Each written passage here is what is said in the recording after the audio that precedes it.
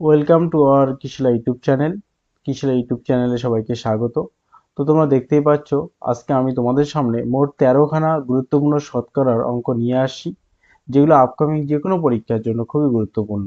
তোমাদের কথা মাথায় রেখে, যেমন সামনে তোমাদের সবারই অনেকেই CHSL, CGL, MTS, rail, NTPC, group D, WP, KP বিভিন্ন পরীক্ষা রয়েছে, তাই সেই সমস্ত পরীক্ষাকে মাথায় রেখে আমি তোমাদের সামনে 13টা গুরুত্বপূর্ণ শতকরা অঙ্ক নিয়ে এসেছি। তো চলো দেখে নেওয়া যাক সেই অঙ্কগুলো, আমরা এক এক করে সলভ করব। তো ভিডিওটাকে স্কিপ না করে তোমরা অবশ্যই অঙ্কগুলোকে দেখবে। এবার হ্যাঁ, তোমরা অবশ্যই নিজের থেকে আগে চেষ্টা করবে সলভ করার জন্য। যদি না পারো, তারপরে আমার সলভটা তোমরা দেখতে পারো, যে তাহলে তোমরা খুবই উপকৃত হবে। ক্লিয়ার? তো চলো আমরা শুরু করে দিই। তো কি বলছে, মার্টিন তার বেতনের 13% দৃষ্টি প্রতিবন্ধী সংস্থাকে, 12% অনাথ আশ্রমে, 14% শারীরিক প্রতিবন্ধী সংস্থাকে এবং 16% চিকিৎসা সহায়তার জন্য ফাউন্ডেশনে দান করেন। বেতনের অবশিষ্ট অর্থ 34,245 টাকা মাসিক খরচের জন্য ব্যাংকে জমা দেয়। তার অনাথ আশ্রমে দান করা পরিমাণ নির্ণয় করুন। চলো আমরা অনাথ আশ্রমে কতটা দান করে আগে সেটা আগে দেখে নেব। লক্ষ্য করো, অনাথ আশ্রমের জন্য তিনি দান করেন 12%। তাহলে আমরা আগে মোট বেতন বের করে নেব। মোট বেতন যদি বের করতে চাই, আমরা দেখবো আগে কতটা উনি খরচ করেন। চলো, 13%, তাহলে 13, 14%, 12%, 16%। চলো যোগ করো, কত হবে? 16, 12, 16 12 হচ্ছে 16 12 28, 28 আর 32, 10 42, 42 আর 3 45, আর 10 55। তার মানে উনি 55% যে টাকাটা বিভিন্ন ক্ষেত্রে ব্যয় করেন। তাহলে সেভিংস কত হয়? আমরা জানি শতকরা মানে টোটাল হচ্ছে 100। 100-এর মধ্যে যদি 55% তিনি ব্যয় করেন, তাহলে সেভিংস কত হবে? 45%। এই অর্থটা তার বাকি থাকলো। তাই বলছে বেতনের অবশিষ্ট অর্থ কত? 34,245 টাকা মাসিক খরচের জন্য ব্যাংকে জমা দেয়। তাহলে এই যে 45% মানেই কত হবে? 45% মানে হচ্ছে 34,245 টাকা। এখান থেকে আমরা 1% বের করবো। যদি 1% আমরা বের করতে যাই, ইজ ইকুয়াল টু হবে এই 34,245 ডিভাইডেড বাই 45 চলে আসবে নিচে। আমাদের বলছে যে তিনি অনাথ আশ্রমে কতটুকু দান করেন। অনাথ আশ্রমে কত? 12%, যে 12%, তাহলে 12 দিয়ে আমরা গুণন দেবো। ক্লিয়ার? চলো 12 দিয়ে গুণন দিলাম। 3 দিয়ে কাটি, 3 15 45, 3 4 12। 15 দিয়ে কাটা যাবে, 15 দিয়ে 30, 4 42। আবার চলো, 15 2 30, 12 124। 15 স্কোয়ার 124 যদি হয়, তো 6 15 90, 7 15 105, 8 15 120, হাতে 4 45, 3 15 45। তো কত আসলো? 2283। আর 4 আছে উপরে, গুণন করে দিই আমরা। 4 দিয়ে 8000, 4 দিয়ে 800, 8800, 4 8 32, 320, 8000, আচ্ছা 9120, 9120, সেই 120 আর এদিকে 3 4 12, 9132, 9132 টাকা তার হচ্ছে অ্যান্সার। কত টাকা তিনি দান করেন অনাথ আশ্রমে? 9132 টাকা। ক্লিয়ার? বোঝা গেল? চলো নেক্সট। 2 নম্বর কি বলছে, বিমল ফরাসি ভাষার 80 এর মধ্যে তিনি 76 নম্বর পান, ইংরেজিতে 100-র মধ্যে 94 নম্বর পান, এবং স্প্যানিশে 70-এর মধ্যে 50 নম্বর পান, এবং জাপানি ভাষায় 50-এর মধ্যে 47 নম্বর পেয়েছে। তার দ্বারা প্রাপ্ত নম্বরের শতকরা সামগ্রিক শতাংশ কত বের করতে বলছে। চলো আগে দেখি কত নম্বর তিনি মোট পেয়েছেন। যোগ করে দিই। 76, চলো যোগ করো ওগুলো যেগুলো পেয়েছেন। 76, তারপর কত আছে? 94, এই যে 94, তারপর কত আছে? 50, এই যে 50, তারপর কত? 47। এই নাম্বারগুলো পেয়েছে। যোগ করলে কত আমরা দেখছি, আমরা 6 4 10 আর 17, হাতে 1, 7 একে 8, 16, 17, 17 আর 5 22, 22 26, 26। তাহলে 266 নাম্বার তিনি পেয়েছেন। কতর মধ্যে পেয়েছেন আমরা সেটা এবার দেখব। তো 80 আর 100, 180, 180 আর 70, 7 15, 250, 250 300। তার মানে উনি 300-র মধ্যে পেয়েছেন 266। শতকরা যেহেতু বলছে 100 দিয়ে গুণন দেব। 2 শূন্য 2 শূন্য কাটা, 3 8 24, 3 লং 27। তার মানে তিনি 89% নম্বর পেয়েছেন। বোঝা গেল? ক্লিয়ার? চলো নেক্সট। খুব ইম্পর্টেন্ট অঙ্ক কিন্তু পরীক্ষার জন্য। 3 নম্বর কি বলছে, একটি বাল্ব উৎপাদনকারী কোম্পানি দেখেছে যে সামগ্রিক পণ্যের 11% ত্রুটিপূর্ণ। মানে সামগ্রিক যে পণ্য, মোট পণ্যের 11% তার একটু নষ্ট আছে, ত্রুটিপূর্ণ, ভুল রয়েছে সেই পণ্যগুলোতে, খারাপ হতে পারে এরকম। তারপরে কি বলছে, ত্রুটিহীন পণ্যের সংখ্যা, দেখো লেখা আছে ত্রুটিহীন পণ্যের সংখ্যা, মানে ভালো পণ্যের সংখ্যা কতগুলো দিয়েছে, 7031। ত্রুটিপূর্ণ পণ্যের সংখ্যা নির্ণয় করুন। তার মানে 11%, আমরা যেটা দেখলাম একটু, 11% যেটা ছিল ত্রুটিপূর্ণ। তাহলে ত্রুটিহীন কত হবে, 100 আমরা জানি টোটাল, তার থেকে 11 বিয়োগ করে দেব। তাহলে মোট হবে এখানে 89% যে ভালো পণ্যের সংখ্যা। এই 89 মানে কত দেওয়া আছে, ভালো পণ্যের সংখ্যা 7001। তাহলে 89, তাহলে 89 ইজ ইকুয়াল টু কত লিখবো আমরা, 89 ইজ ইকুয়াল টু 7031 লিখবো। 1% is equal to 7031 divided by 89 into, আমাকে বলছে ত্রুটিপূর্ণ পণ্যের সংখ্যা ছিল 11%, তাহলে 11 মানে বের করব, 11 দিয়ে গুণন দেবো। চলো আমরা করি। 89 আর এটাকে যদি আমরা কাটি, এটা হবে হচ্ছে, যেহেতু 89 মৌলিক সংখ্যা, 79 দিয়ে কাটাকাটি যাবে। এবার নিশ্চয়ই 79 এর সঙ্গে তোমরা 11 গুণ করবে, কিন্তু না, গুণ করবে না, ইউনিট ডিজিট দিয়ে আমরা এই অ্যান্সার বের করব। তো চলো দেখি, 9 7 1 1 2 7 2 14, 14 রেখে 5, তারপরে ইউনিট ডিজিট 5 আসবে, দেখবো কোথায় 5 আসবে। তো 8 8 8 6 14, 5, এই যে এটা হচ্ছে অ্যান্সার। বাকিগুলোতে ইউনিট ডিজিট 5 আসবে না। 9 কাটলে 8 5 13, 3 একে 4 আসবে, 8 6 12, 2 আর একে 3 আসবে। তো এই হচ্ছে অ্যান্সার। যারা ইউনিট ডিজিট জানো না, অবশ্যই আমার ইউনিট ডিজিটের যে তোমার ভিডিও দেওয়া আছে দেখে নেবে, খুবই কম সময়ের মাধ্যমে আমরা অ্যান্সার বের করতে পারবো। ক্লিয়ার? চলো নেক্সট। তো 4 নম্বর কি বলছে, কোনো কলেজের নির্বাচনে 2 প্রার্থী এ ও বি লড়েছিল। যদি নির্বাচনে 30% ভোট অবৈধ বলে ঘোষণা করা হয় ও এ, বি এর তুলনায় 1000 ভোট বেশি পায়, তাহলে পেয়ে থাকে ও এর পাওয়া মোট ভোটের সংখ্যা 1375 হয়, তবে মোট ভোটের সংখ্যা নির্ণয় করো। তো আমরা মোট ভোটের সংখ্যা জানি 100%, মোট ভোটের সংখ্যা কত হবে, 100% হবে মোট ভোট। চলো আমরা করি এটা। তো মোট ভোট কত, 100, মোট, তাহলে 100% ভোট হচ্ছে মোট ভোট। তাহলে কত ভোট অবৈধ, 30%। বৈধ ভোট কত, বৈধ ভোট হচ্ছে তোমার 70%। বৈধ ভোট কত হবে, 70%। এবার কি বলছে, এ বি এর তুলনায় 1000 ভোট বেশি পায়। কে বেশি পায়, এ বেশি পায় বি এর থেকে। আচ্ছা, এ কত পায়, 1375 ভোট এ পায়। বি কত পায়, তাহলে নিশ্চয়ই আমরা যদি উল্টোভাবে বলি যে এ এর থেকে বি 1000 ভোট কম পায়, যেহেতু বলছে এ অলরেডি 1000 ভোট বেশি পায় এ বি এর তুলনায়, বলতেই পারি বি বি এর থেকে 1000 ভোট কম পায়। তাহলে এর ভোট যদি 1375 হয়, বি এর ভোট কত হবে, বি এর ভোট 1000 হবে না, কারণ বি 1000 কম, 1000 মাইনাস করে দেবো ওখান থেকে, সরি, বি এর ভোট হবে 1375 থেকে আমি 1000 মাইনাস করে দেবো, বি এর ভোটটা পেয়ে যাব। ক্লিয়ার? 5 7 3, তার মানে বি ভোট পায় 375টি। কারণ এ যদি 1375 পায় আর বি যদি 1000 কম পায়, তাহলে 375 ভোট পায় বি।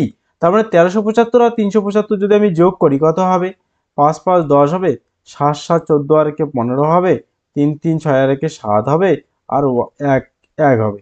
তার মানে 1750 হচ্ছে এ আর বি দুজন মিলে ভোট পায়। ক্লিয়ার? তো এ বি মিলে যদি 1750 ভোট পায়, কত ভোটের, বৈধ ভোট 70%। 70% মানে কত হবে, 1750 ভোট হবে। এখান থেকে আমরা 1% মানে বের করব, 1750 বাই 70%। আমাদের বলছে মোট ভোট, মোট ভোট মানে 100-এ কত হয় বের করব। তো 0 0 কি যাবে, কাটা যাবে, 7 2 14, 15 16 17, 35, 5 7 35, তাহলে 2500 হচ্ছে মোট ভোট হবে, টোটাল 2500 হচ্ছে মোট ভোট। ক্লিয়ার বোঝা গেল। চলো নেক্সট 5 নম্বর কি বলছে, বিশ্ববিদ্যালয়ের নির্বাচনে 28% নিবন্ধিত শিক্ষার্থী ভোট দেয়নি। তাহলে 28% ভোট দেননি, ক্লিয়ার। প্রাপ্ত 3% ভোট অবৈধ হিসাবে ঘোষণা করা হয়। নির্বাচনে জয়ী একজন প্রার্থী 5238 ভোট পেয়েছে, যা বৈধ ভোটের 75%। তাহলে বিশ্ববিদ্যালয়ে মোট নিবন্ধিত শিক্ষার্থীর সংখ্যা নির্ণয় করুন। তাহলে কত পার্সেন্ট নিবন্ধিত শিক্ষার্থী? অবশ্যই 28% নিবন্ধিত শিক্ষার্থী। তো ভোট দেয়নি তারা, তাহলে আমি বলতেই পারি যে মোট 100, ভোট কত হবে? মোট 100। তাহলে ভোট দেননি কত? 28%, সেটি 100 হবে। এটা এখান থেকে 28 বিয়োগ করে দাও, তাহলে মোট ভোট কত পড়লো দেখি আমরা। 28 যদি আমরা বিয়োগ করি তাহলে হবে 72 হবে, ক্লিয়ার। তার মানে 72% ভোট পড়ে।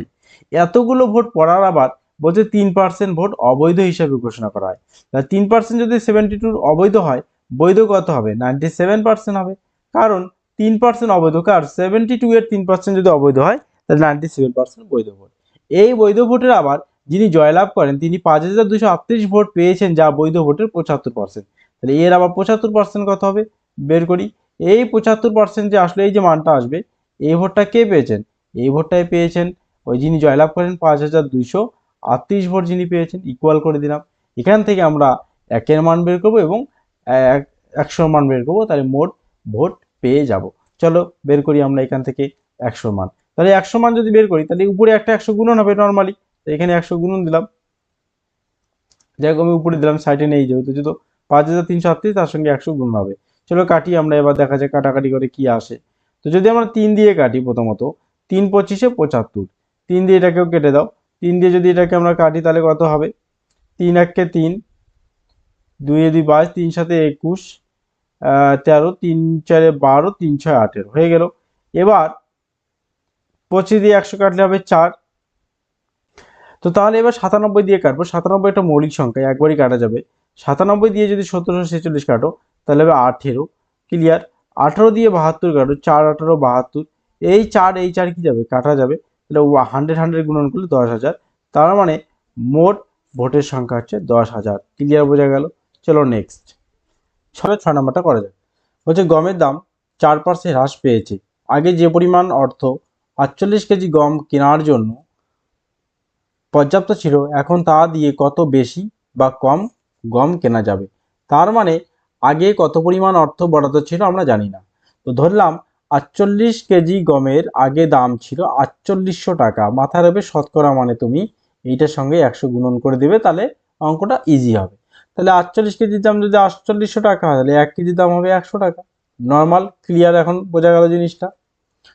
এইবার দেখো এই 4800 টাকার 4% এবার দাম হ্রাস পেয়েছে, গমের দামটা 4% হ্রাস পেয়েছে। তো চলো আমরা এর 4% বের করি। আমরা 4% যদি বের করি, 0 0 কাটা, 4 8 32, 4 4 16, 17 18, আর 4 4 16, 4 8 32, 4 4 16, 17 19, 192 টাকা।